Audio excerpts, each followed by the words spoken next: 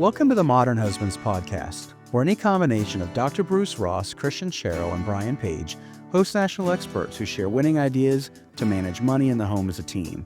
Today we welcome Dr. Jennifer Petriglieri. Dr. Petriglieri is an associate professor of organizational behavior at INSEAD. Prior to joining INSEAD, she was a postdoctoral fellow of organizational behavior at the Harvard Business School. She is also the author of Couples That Work, a book on how dual-career couples can thrive in love and in work. Today's discussion will dive into how busy dual-career couples can work together practically to manage their homes more effectively and grow closer together as a couple. Enjoy the show. Thank you for joining today. It's good to be with you.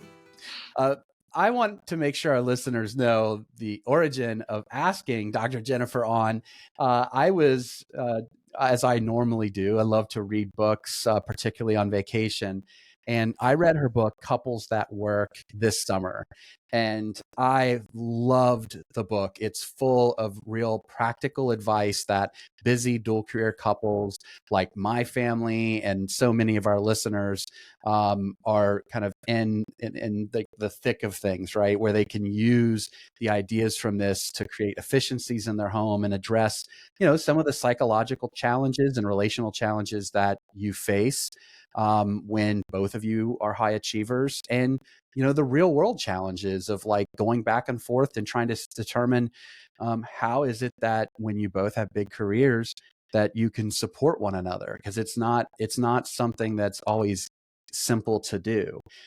So before we dive into those details, I would love to start the conversation with where your passion came from to write your book, Couples That Work. Yeah, so I think with most authors, it's a bit of a combination between kind of what was happening in my life personally and what was happening professionally. So the research that led into the book came about at a time when my kids, who are late teenagers now, were very small. I think they were 2 under 2s. And as I'm sure you and many of your listeners know, it's tough, right? Yeah. Having 2 small children, sleepless nights, trying to do the careers. And like all good academics, I thought, I'm going to go to the library and find a book or something that's going to tell me what to do. Yep. And to my horror, there really was nothing out there based on proper research. There were plenty of articles with famous couples saying what they did, but of course they had millions in the bank and a bunch of nannies and hired help. And that just was not my situation. And so really that sparked my interest in, okay, well, maybe there's a gap here to do some research and help people like me to really understand what's happening here. And I was really committed to doing this on a big sample, proper research, rather than just anecdotal stories of these wonder couples who'd made everything work. Because I think sometimes we can look at them in admiration, but most of the time it's just stressful hearing their stories and thinking how much we fall short of all the amazing things they're doing on the weekend and how they've got everything together. So yeah, that's where it came from. In Couples That Work, you discuss the importance of defining success as a couple. What practical steps can dual career couples take to align their personal and professional goals? Yeah, so in my research, one of the biggest findings that I uncovered was, when we're early in our relationship, we're really good at talking about what we want out of life and kind of how that's going to go. And as life progresses, we lose that skill, or rather we get so busy, we don't practice it anymore. And what's interesting is that when I talk to couples who've maybe been together 5 years or more, and I'll say, do you know what your partner wants? Oh, yeah. And they'll list these things. And then I'll ask their partner. And there's really quite a big gap in understanding. And so it's not just about success. I really think about, how are you going to measure your life? Now, you might say success, you might call it values, you might call it priorities. We call it different things. But when we think about the one thing that kills relationships, resentment, and the one thing that makes everything better, happiness, these are both linked to, did I get a shot at pursuing those things that were really important to me? What's interesting, the research shows, is it doesn't actually matter whether we succeed in them or not. What really matters is that we had a shot and we felt we could give it a go and our partners supported us. And so understanding these big ticket items are so important in couples, because really every decision you make as a couple, and we're making decisions every day, right? All the time. All those decisions should align with those big goals, success measures, values, whatever we choose to call them. What advice do you have for couples to balance their individual ambitions while fostering teamwork? Yeah, it's a really good question. And I think, first of all, it's important to back off and say it's very normal that at some point there will be conflicts between them. I think sometimes couples can get to these conflicts and think, oh, there's something wrong with us. But really, that's very normal. So what can we do in advance to try and avoid that? The first thing is really being very clear, what are those things we're both trying to pursue? And my classic advice for couples is to think of a 5-year period. Why 5 years? It's long enough that we can make a significant, meaningful transition, but it's close enough in. If I say to you, imagine 10, 20 years, okay, it's a nice pie in the sky exercise, but it's very difficult to really think about where we're going to be that far out. So if you think of the next 5 years, what are the big ticket items that if you fast forward to 2030 and you've not had a shot at doing, you will feel regret, and therefore you're likely to feel resentment to your partner. So if I think of me 5 or 6 years ago, one of those was writing a book, right? I was really passionate about this topic. I really wanted to do it, but I knew it would take a lot of time, and it would take time out of the family and put extra pressure on the family system. So these are the kind of big ticket items we're talking about. And once we really understand yours and mine, then it's a little bit like a jigsaw puzzle, fitting them together, right? Mindfully. Okay, if you're going to put your foot on the gas for your career this year, can we balance that off against each other such that I can pursue this thing and have a little bit time for it the next year? It's much easier to do that with a bit of forward planning than to do it on the go as we're running into these conflicts. When you were writing your book, in addition to your other professional responsibilities, obviously that required somebody else, whether it's your husband or through outsourcing, to kind of pick up the pieces that you held for your family system. How did you go about doing that? Can you give some examples? Yeah, so a little bit of all sorts, really, a little bit of bricolage.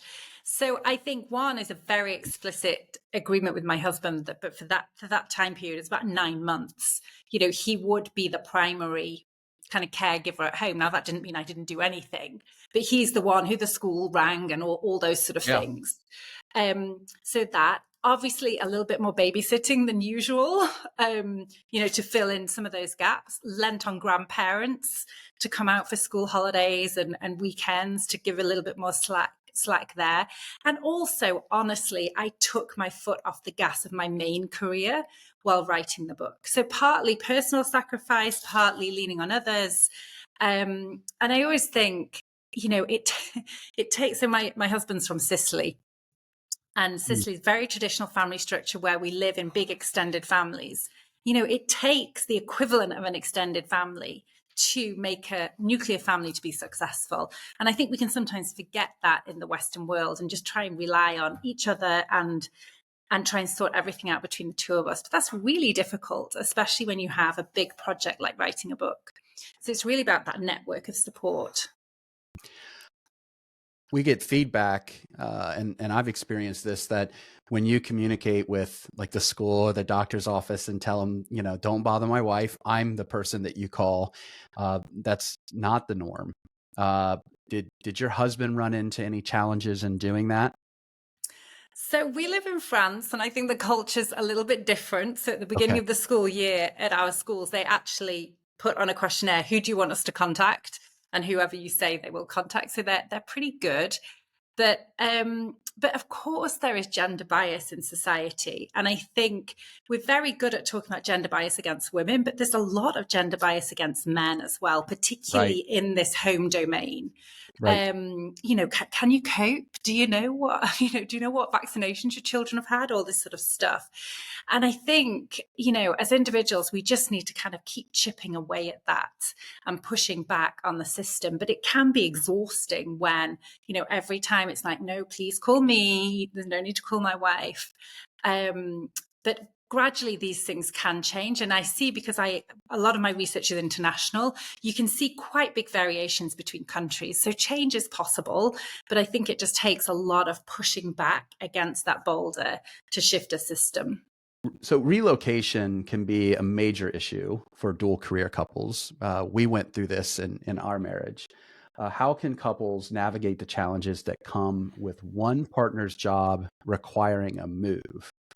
And after that, I have a follow-up question about just negotiation tactics with the employer. Yeah, so I would say relocation is one of the most difficult things for couples to navigate. And this is where some advanced boundary making is really important. So there's a reality that many jobs require some kind of location, but it's very rare to have a job which is an absolute set. It has to be this location and it has to be at this time. Very often there's a slate of options. And one of the exercises I encourage couples to do is literally take a map of, the US or the world or whatever the kind of geography you're looking at, and circle those cities which would work for both of you. Huh.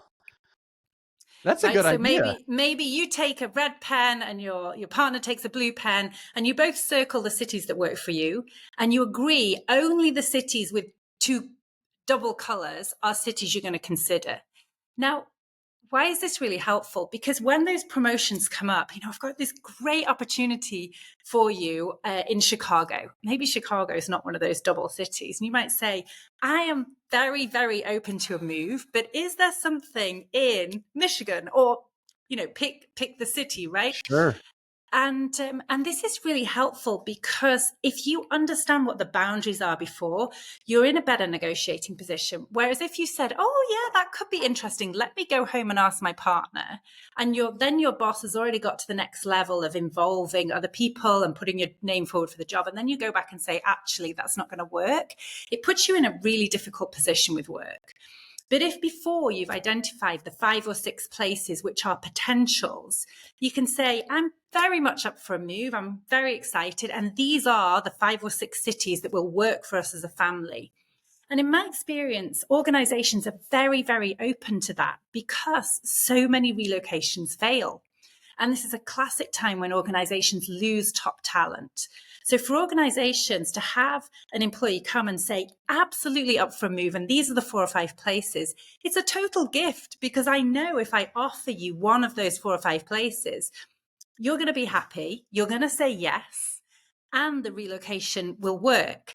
There's nothing more an organization can ask for, really. That is such a great idea, particularly the idea of agreeing upon it in advance with your partner and then telling your employer. Yeah. That's Yeah. really And smart. I think as your children get older, you can also get your kids to your kids may circle things too as well, right? You maybe don't want to give your 4-year-old a pen, but you certainly might want to give your 12, 13-year-old a pen. Because at And that age, moving the kids is a big deal. But if they have buy-in, San Diego would be great, then you get that offer and bingo, everyone's happy. coincidentally, my oldest would have been all about France. He speaks fluent French. There you go. Um, Paris it is. Now, what are some negotiation tactics that you can employ with employers if you do indeed move? Yeah, so I think a lot of this is having your red lines, if you like, agreed up front with your partner. What are the things that are, if you get past this line, is absolutely kind of unacceptable. And I think most organizations, particularly those who move people a lot, are very aware that a lot of these relocations fail. So I think if Mm. you have a very good logic and you have the why, most organizations respond quite positively. I think where the communication and the negotiation breaks down is when we just come and say, oh, that's not going to work, or I need this. Whereas if we can come and say, okay, I need this place because I know my partner can get a job there. And, we need to move at this time of year because it fits in with the school cycle or whatever it is. I think when we have that logic, it's much easier to get what we want. I think the reality is if you're a top talent, if you're a talented person, and you must be if they're offering you a big move, most people have more power than they imagine they have. I think most often people are thinking, oh my goodness, I better say yes, or it might affect my career prospects. But I think if we can really go into this negotiation from the position of, I'm committed to the organization, I'm committed to the career move, I'm committed to doing well. These are my boundaries because of my family situation. You're in a very strong negotiating position, because all organizations can ask for is, I have a committed person. And I think in this day and age, people know if you're happy at home, you're much more likely to thrive at work. Listeners have told us that they love the ideas we share on our podcast to manage money in the home as a team, but want more help than one episode can provide. That's why I'm excited to announce On the Same Page Consulting for corporations, couples, and individuals. Visit modernhusbands.com and click Our Services at the top of the page to learn more about how I can help you or your employees manage money in the home as a team. Again, that's modernhusbands.com. Now back to the show. What are some of the most common mistakes dual career couples make that can lead to conflict or dissatisfaction? Yeah, so I'm gonna start with two, and then you can ask me more if you want them. Okay. I would say a big one, and I think this relates to relocation, is making decisions based primarily on the financial implication. Now, of course, money is important. I'm sure most of your listeners are like me. I'm privileged that I have enough money, but I don't have tons of money, right? I need to earn money. Money's important. However, it's not the only thing. But it's a very easy, quick decision-making criteria. Oh, if we move here, we earn 10,000 more than moving here. So we move to A rather than B. But A may be a city you don't want to live in, that's very far from the grandparents. There's all these other criteria. It sounds very obvious, but the number of couples who make big life-changing decisions based on a few $1,000s is shocking. Rather than really thinking, of course, money's important. It's one of the criteria, but here are the other 3 or 4 that are important for us as a couple. And the other ones that tend to be important to people is, one is location. We've already tackled that. One is proximity to a support network. Now, for some people, you may want to be a long way from the grandparents, right? For many of us, we want to be close. We want to have that support. Maybe it's about being in a place where you can carry out those hobbies that are really important to you. Maybe you're really into sailing or surfing. Moving to the middle of the country is not going to help in that piece of your life which gives you joy. So it's really about extending those decision criteria past financial. So that's a big one that I see happen all the time, a sort of big mistake. I think the second big mistake couples make is to over focus on the practicalities. It sounds a bit counterintuitive, right? Because I'm sure you're like me. We're always running into, like, who can take the kid to the doctor, and who can do the pickup tonight, and who's going to do the shopping. Like, practicalities tend to be really top of mind. But I always say, if you're arguing about who's picking up the milk, it's never about the milk, right? It's almost always about a deeper layer around who has the power to choose, whose career takes priority, who gets the choice, who has the power in the couple. And I think we can talk about the practicalities ad nauseum, but unless we've really agreed that power structure and the career prioritization of the couple, we are going to keep running into these practical problems. So I think of these practical issues as the kind of symptom of a deeper problem, as opposed to the issue in and of themselves. And that's not to diminish what a pain they are, but it's really just to say they're kind of like the runny nose as opposed to the bacteria that's causing it. The 2 points that you made hit home for me because the first point really does boil down to, are you going to live to work, or are you going to work to live? And when you're relocating, if you're relocating to advance in your career, you might be thinking first, I'm doing this to advance in my career, so I am right now going to live to work. And the point that you made about, how do you enjoy to spend your time? That really hits home for me, because ultimately we don't want to spend our lives living to work. We want to spend our lives, working to live. And the second is, I mean, it's so spot on that at a deeper level, you really do have to identify whose career is going to get the most attention. And the other spouse really does need to nourish the home so they can do that. And that doesn't mean that they're doing everything at home. That just means that they carry more of the weight, right? Yeah, and I also think it doesn't mean that you're always in those positions. It may be that we take turns. And I think over a longer period, you know, it's very normal for that to happen, right? And I think for both parties, maybe you don't always want to be the rose, maybe. So I'm very close to 50. And I think as you get to 50, you start to think, yeah, maybe I want something different here. And so I think it's very normal to also swap those positions, not all the time, but occasionally, to have that dynamism in a couple is really important. I think the other thing I pick up on the sort of work to live, live to work, I think we have this really weird notion of work-life balance. And the way we think about it is in terms of time, right? I've spent 12 hours at work, which means I've only got 12 hours at home, or 10, 14, whatever. But actually, when we look at the research, of course, time is one factor, but the bigger factor is emotional energy. And what we see is this is not a pie you split.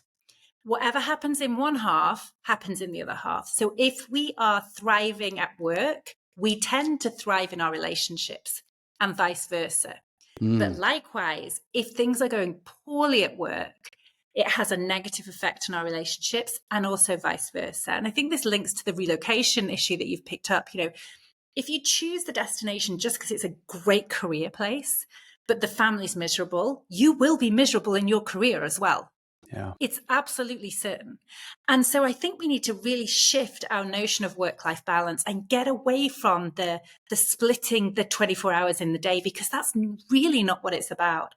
It's really about, where is my energy and joy coming from? And can I get myself into this positive reinforcing cycle, or am I stuck in this negative loop? Because when we're in the positive reinforcing cycle, whether you're spending 8 hours at work or 9 hours, it really doesn't matter, because everyone's happy. Likewise, if you're in the negative cycle, you could only be spending 6 hours at work and you'd be totally miserable. So likewise, it's really not about, obviously at the extreme, right? No one wants to work 20 hours a day, but in general, time is not the issue here. What a great point. I've never looked at it that from that perspective, but as you're sharing this, I go back to my own experiences, and I find that that's the case for not just myself, but for my wife as well, which reinforces the importance of understanding how we need to provide as spouses the emotional support needed for our spouse if things aren't going well at work. Maybe they have a bad boss or whatever it could be. Yeah. So why is the division of household responsibilities and dual career relationships particularly important according to most women? It's particularly important because in an outsized number of couples, not in all couples, I want to say in an outsized number of couples, what happens is that in an ideal world, the way you share the home duties should be the mirror image of this rose and the bud, right? So if you're the rose, whether you're the man or the woman, you should be the bud at home, and vice versa.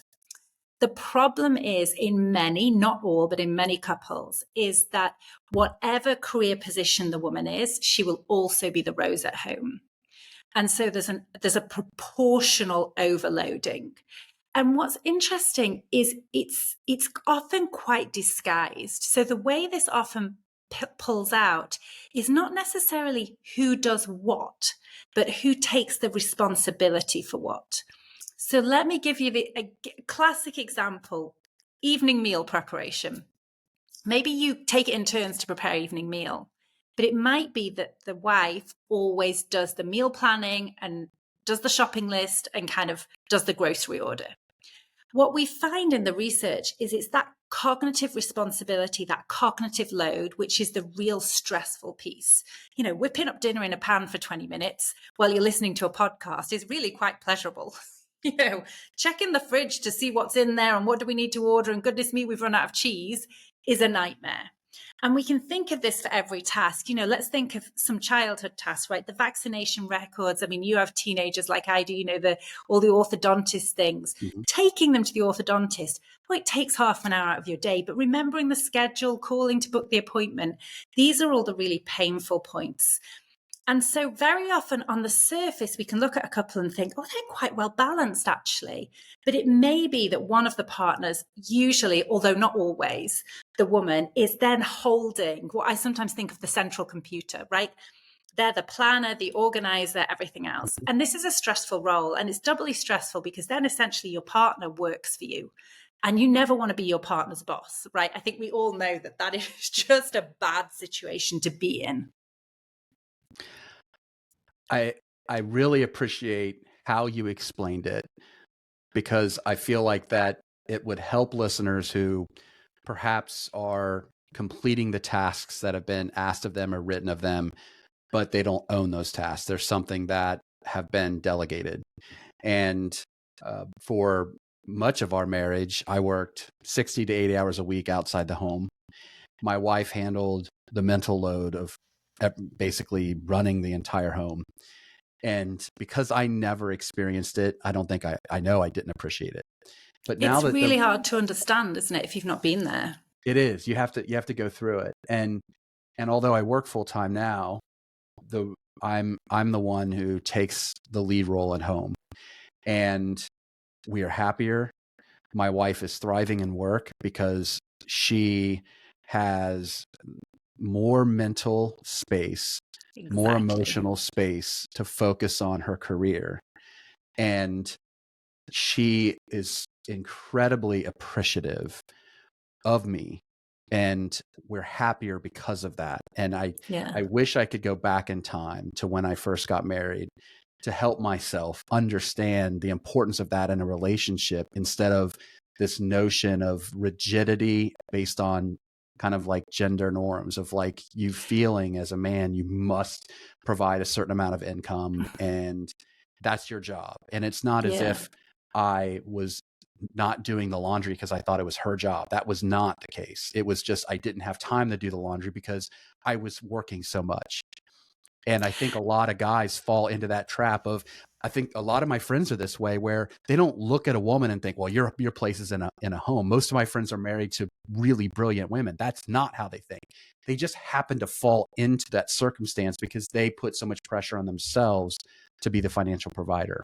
I mean, I couldn't agree more. I think the one thing I would add, the one nuance I would add is it's not that one of you has to be the central computer. In fact, one of the most successful things you can do is, instead of sharing tasks, is to actually divide them. And I always think of this as the divide and conquer, right? So if I think of our children, our family, my husband is an MD, which always helps. And he's in charge of anything medical. So vaccinations, teeth, if the kids are sick, he takes them to the doctors. He's actually at the podiatrist right now with my son, getting insoles fitted to his shoes, everything.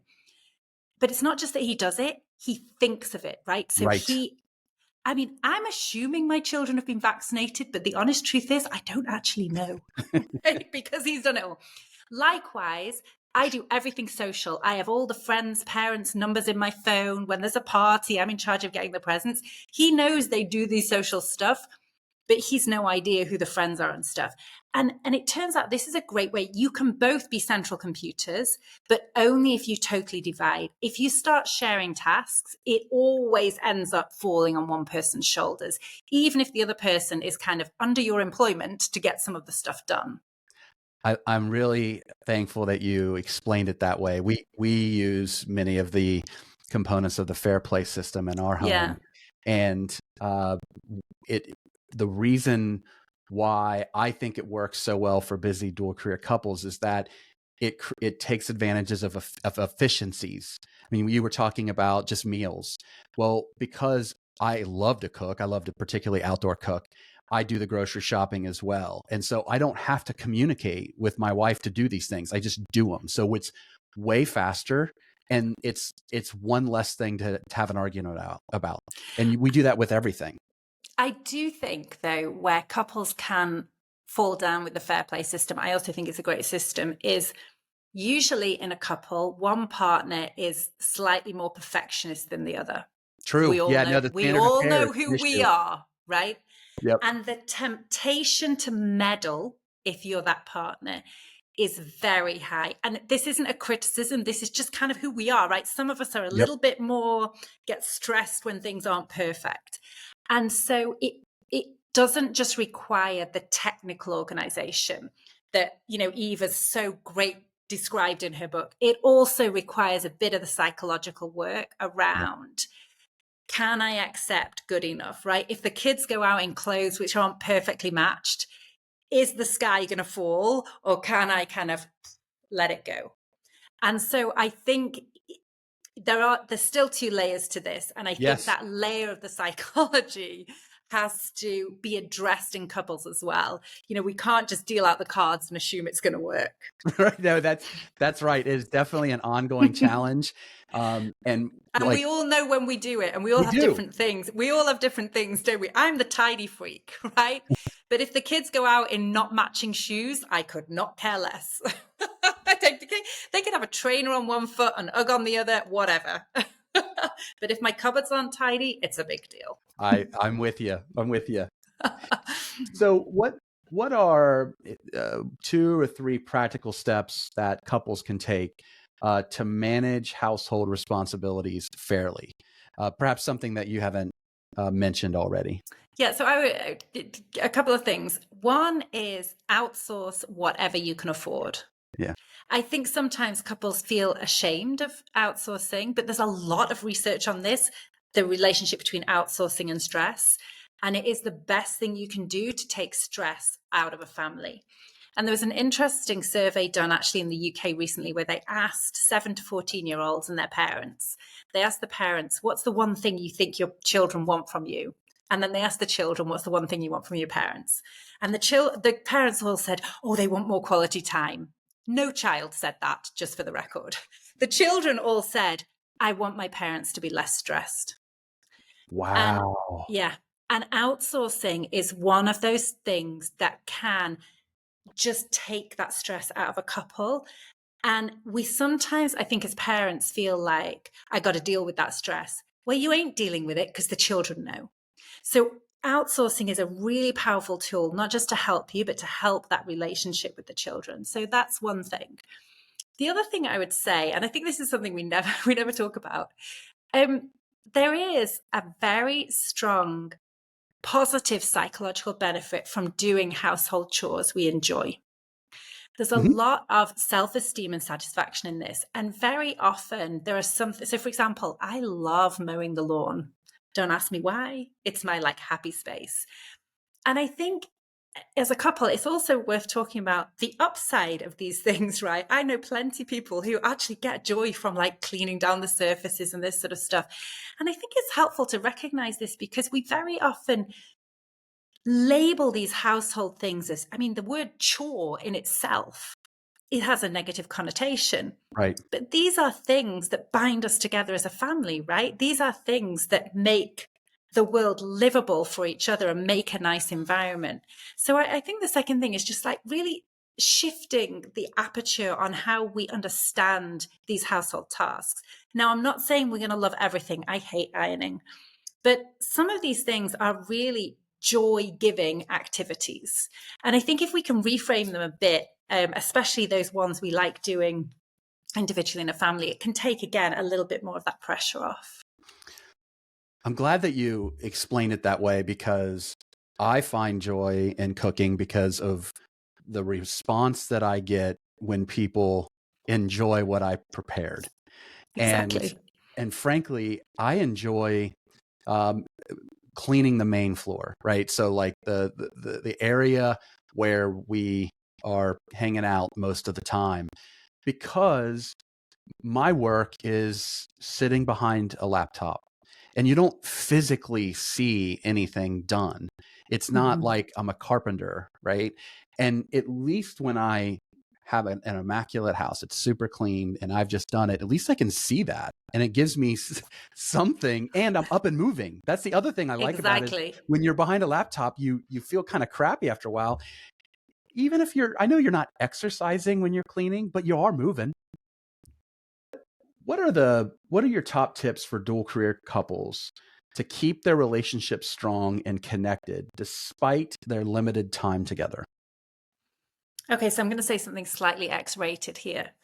The thing that sets a romantic relationship apart from any other relationship is sex. Right?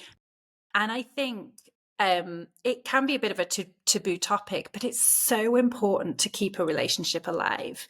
And it tends to be when the kind of quality or frequency of sex life decreases, it tends to be that little canary in the mine. I don't know if that's an American saying, but it's this British saying that, that it tends to be the little bellwether that things are not going right in a relationship. Now, I've been there. I've had 202s. Like, there are times when you're like, my goodness, how is this going to work? But I do think one of the things, especially when we're busy in our career, is to put more attention on our sex lives. And, how can we make that work? After 20 years together, how can we spice that up? It really has huge knock-on effects to every other area. And part of the reason, it's not just because it's great to have sex, but it's intimate, right? It's having that intimacy and building that bond. And I think when we have that bond, we're more likely to share other things, the kind of pillow talk afterwards, like what's happening, I'm worried about this. So it really tends to have these ripple effects on relationships. And I think we're not very good at talking about the importance of our physical relationship with each other in couples, and how important that is, not just for us, but to holding the family together and holding our careers together. So that's go on. I had a marriage and family therapist on, Allie Bullock, and one of the suggestions that she gave was to have sex before you go out. My husband and I call it a split date. Oh yeah? Okay. When you're not just tired, like if you're going to go out on a Friday, you're not just tired when you get home. You feel kind of bloated. You just ate, just if you have sex before you go out to dinner, then you kind of feel good about yourself. You just showered, Exactly. you're not full, Okay. So obviously people have enjoyed this conversation. You're a wealth of knowledge. I highly recommend your book. Where can people purchase your book, Couples That Work? I mean, so any good online retailer, Amazon, Barnes and Noble, you can find it. It's called Couples That Work. And I guess you put it in the show notes, do you? I do. Yeah, it'll be in there. Thank you for joining today. It was a great conversation. Don't leave just yet. Be sure to like and subscribe before you do. And a reminder to visit modernhusbands.com if you're looking for money and home management support in your life. Just click the Our Services button at the top of the page. Again, that's at modernhusbands.com. And many thanks to our co-hosts, our guests, and of course, all of you for joining today.